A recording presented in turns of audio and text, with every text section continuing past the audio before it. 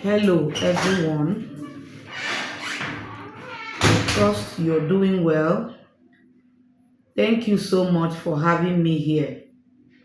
I am really excited to talk to you today. This is Financial Matters with Dr. Grace Obani. Last time in our session that we had, we discussed about risk. We were able to discuss risk, and we also established that we have two types of risk, which is the business risk and financial risk. We were also able to establish that we have systematic and unsystematic risk. Today, we are going to be talking about risk management and risk assessment. According to the Institute of Risk Management, enterprise risk management is a strategy adopted to implement and help any organization prepare for any potential harm that may interfere with their organizational ability to effectively operate.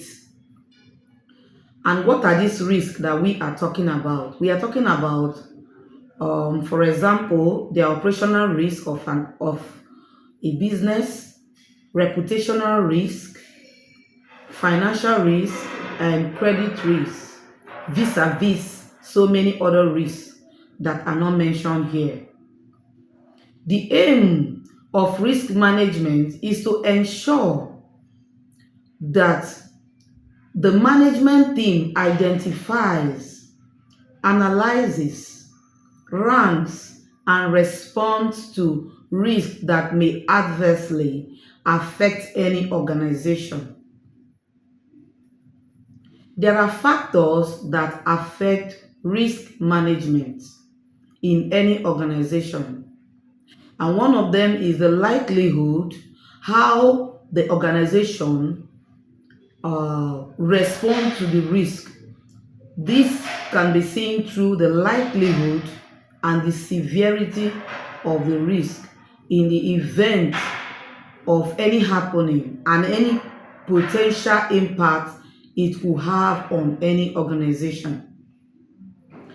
Assessing risk can help determine whether the organization will be ready to accept the risk, if it will be ready to mitigate the risk, or transfer the risk to a third party. Risk management has a process, and it includes identifying and assessing risk. It also includes responding to risk. It includes monitoring risk and also include risk reporting, amongst others. And in identifying the risk, the organization takes into consideration documentation and assessment of risk. In responding to the risk, the management looks at the purpose of responding to risks in order to ensure a consistent and unified message throughout the organization by creating an action plan.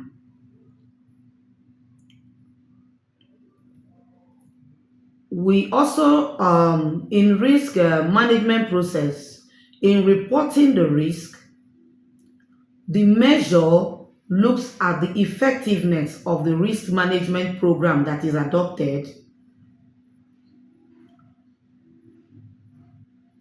Risk assessment. Let's also look at now risk assessment. It's an integral part of risk management. It is very, very important. And before an organization can assess risk, it has to take into consideration its risk appetite and risk tolerance. What do we mean by risk appetite? Risk appetite will always mean different things to different people. Risk appetite could mean different things to different company.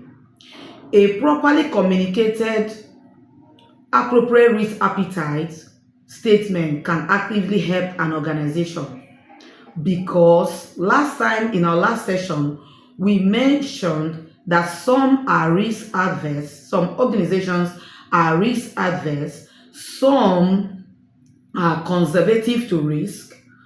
So depending on what an organization is comfortable with, that is the kind of risk an organization should be willing to undertake.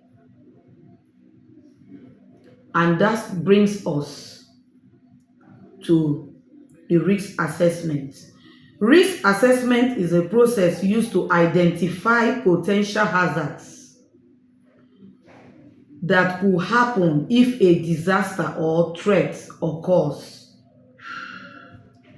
There are numerous threats to consider, and each could have many possible scenarios happening within or because of it. Risk assessment is about identifying all the possible threats to your organization from wherever they might originate. It is important because for a thorough business continuity plan, for a business to continue, a risk assessment is very important. Because if you don't assess the risk of any business before going into it, it might impact the business in such a way that the business may not be able to continue. So in order for you to ensure continuity in your business plan, you have to take into cognizance your risk assessment by identifying from the beginning the possible threats that could impede that business, that could impede the organization, and know if it is worth going into, whether it will be accepted or it will be transferred out or mitigated out. And in doing this, you have to put in a mitigation plan. Risk appetite can be defined as the amount and type of risk that an organization is willing to take in order to meet their strategic objectives. The risk appetite is very important because, as I said earlier, some people have low risk appetite, while some have high risk appetite. It is very important to take a kind of risk that an organization will be able to tolerate. Organizations have different risk appetite depending on their sector. What is applicable to one sector may not be applicable to another sector. What is applicable to a culture may not be applicable to another culture. What is applicable to another firm might be different from what is applicable to other firms. So it is very important when you are looking at or deciding to take a risk, choose a risk you will be going for. The risk appetite is very important. Taking into cognizance the sector, the culture, and the objective of that organization. A range of appetite exists for different risks, and this may vary over time. That you choose a particular risk appetite today shouldn't be consistent because you have chosen this appetite, it goes with the organization. No, At one time or the other, the organization might decide to change its appetite to conform with trend. Risk appetite and tolerance need to be high on any board agenda. Any management need to make risk appetite and tolerance a top priority if it must succeed, and is a core consideration for enterprise risk management. While risk appetite will always mean different things to different people, as I said earlier, a properly communicated, appropriate risk appetite can help an organization. While risk appetite is about pursuit of risk, risk tolerance is about an organization, what an organization can cope with. The type of risk. Don't go and take a risk that is very high because you're seeing another company or seeing another person taking that kind of risk. Organization must take risk and avoid others. It is not all risk that should be taken. There is a saying that the higher the risk, the higher the return. Not all risks are worth taking, as some of the risks may be too high to deal with. For example, there are risks that you want to take. Let's say the risks you're taking, which is against government regulation. For example, you want to do a business, you want to open a company, and your product is against government regulation, which means if we assess the risk is very high, and you're feeling that the return is way high, does the return match with the risk? Because if anything goes wrong, the government can decide, because of the regulation, to destroy everything, and at the end, which may cost you so much, and you may not be able to recoup it. You may not be able to come out of it. You may not be able to continue.